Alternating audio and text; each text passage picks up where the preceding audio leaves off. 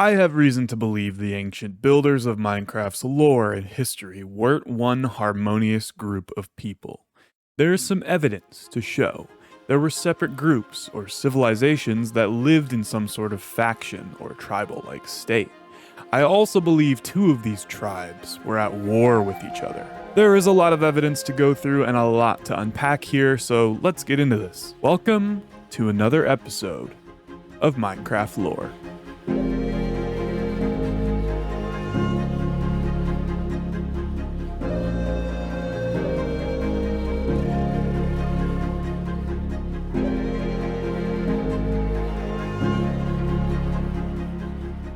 Before we get started, I wanted to give a quick disclaimer. This video is based heavily on a Reddit post I saw a few months ago.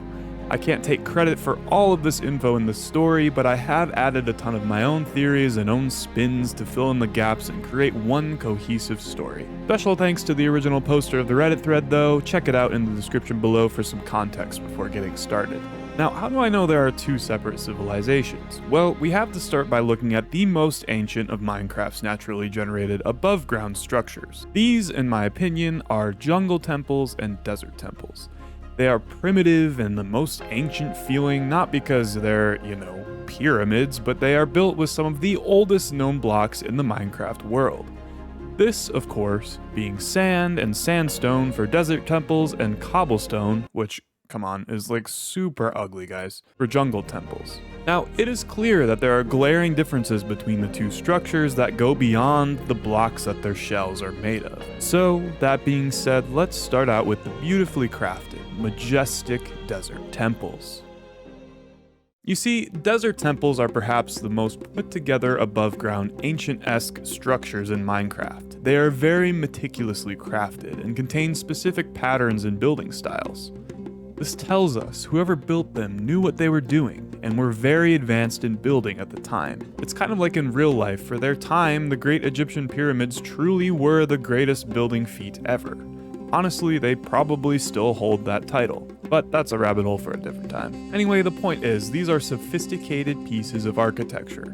This aspect is important to distinguish from jungle temples. Jungle temples are, well, ugly. Instead of being artsy builds, they seem to serve a better purpose as almost some sort of fortress.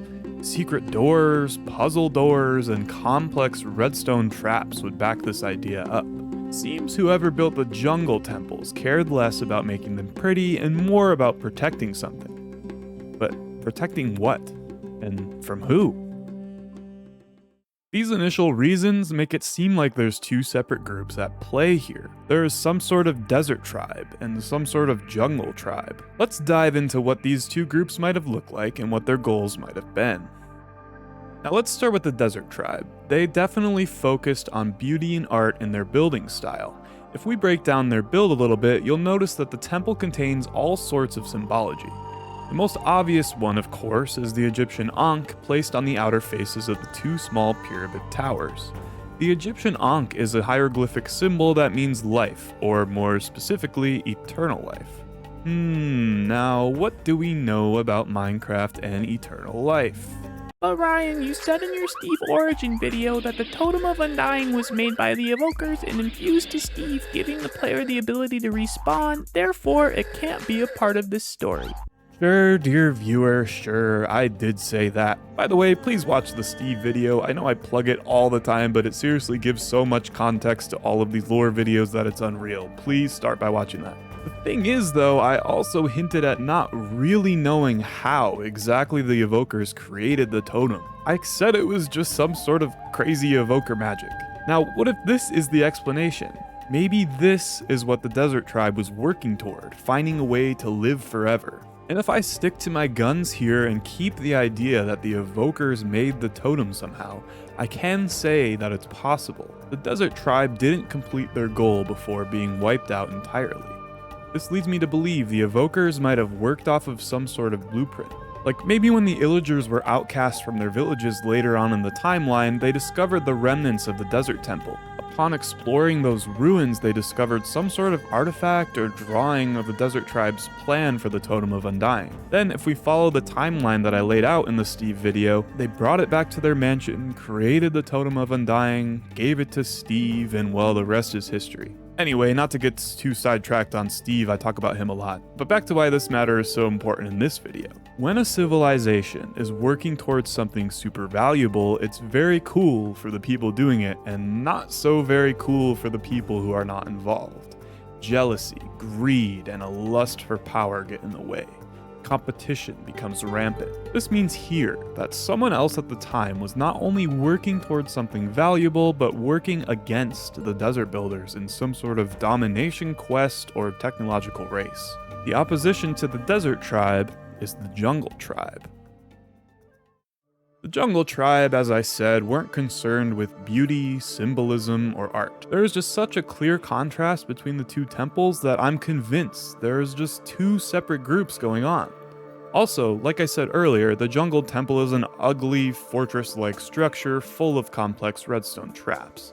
In fact, it's the only generated structure at the time of making this video that contains these complex redstone circuits to this extent. Sure, the desert temples have the famous main TNT trap, and we'll get to that, but that's just a simple pressure plate system. This shows that the jungle builders were probably way more focused on technological discovery at the time. This leads me to believe they might have had two separate issues with the desert builders on their hands.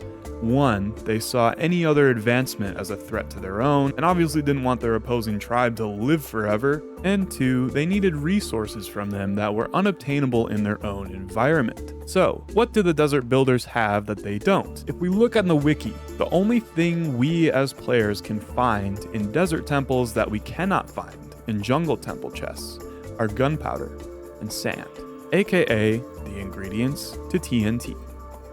Now, why would jungle builders want TNT so badly?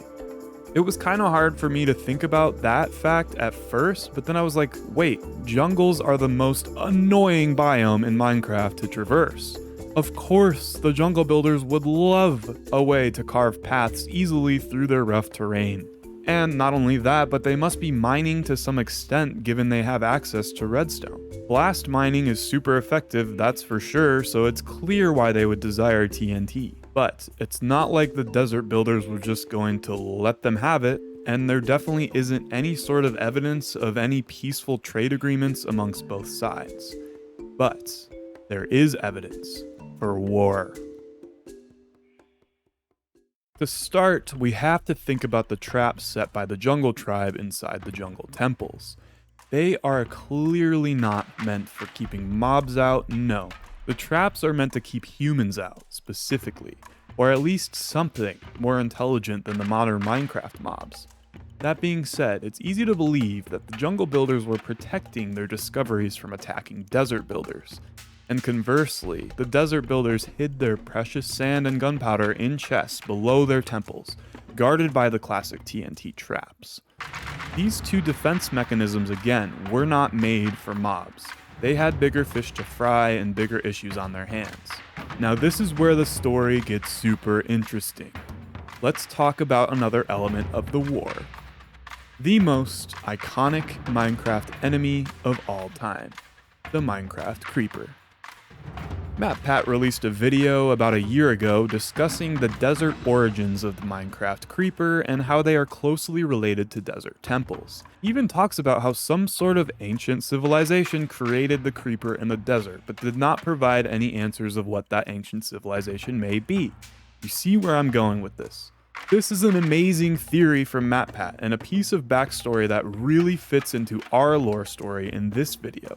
It almost gives me the chills how we are able to piece this together.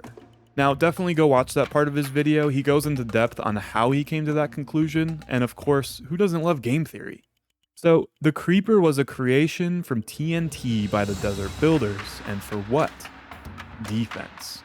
The Jungle Builders desired the precious TNT so much, but got slapped right back in the face by it when they tried to attack and raid the desert temples. Now, the story doesn't stop here.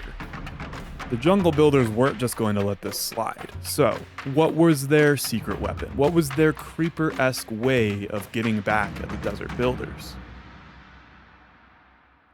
Let's think about that for a second. Can you think of something in the jungle that would maybe aid someone going to war with a bunch of creepers? Obviously, I'm referring to the ocelot. Now, this is where the story gets absolutely crazy. Later on in matpat's video, he explains that ancient Egyptians in real life, who I believe represent the desert builders in our story, were scared of herding cats during wartime, as they saw them as sacred. He then explains that the creepers must have been created with this sacred worshipping thought in mind, and that's why the creepers are afraid of cats. The jungle builders must have known this to some extent, so they then tamed and used ocelots as their own defense to creeper attacks. I mean, that's just insane. The evidence here is overwhelming. As for who won the war, I'm a little stuck on that, to be honest with you. It could have been a stalemate, since the remnants of both civilizations are still around in modern-day Minecraft, but I'm kind of inclined to believe that the desert builders might have been the eventual victor, or at least won to some extent.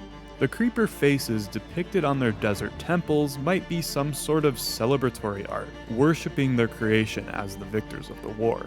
But overall on who won, I'm honestly not really sure. All I know is that this would have been the most epic battle in Minecraft history. And well, there you have it. All the pieces to this story fit so nicely together that I'm extremely confident it's true to the Minecraft lore to some extent. This video was so fun to put together, and I hope you all enjoyed it. So if you did, let me know by leaving a like on the video. Drop a comment with your theories and thoughts below. I'd love to hear them, and adding to the lore stories is so much fun, and well, the reason I am here. Subscribe if you're brand new around here. There is so much more to the Minecraft story coming to my channel, and you won't want to miss any of it. But as for me, I love you all so very much, and I hope you find peace wherever you are. I'll see you all in the next one.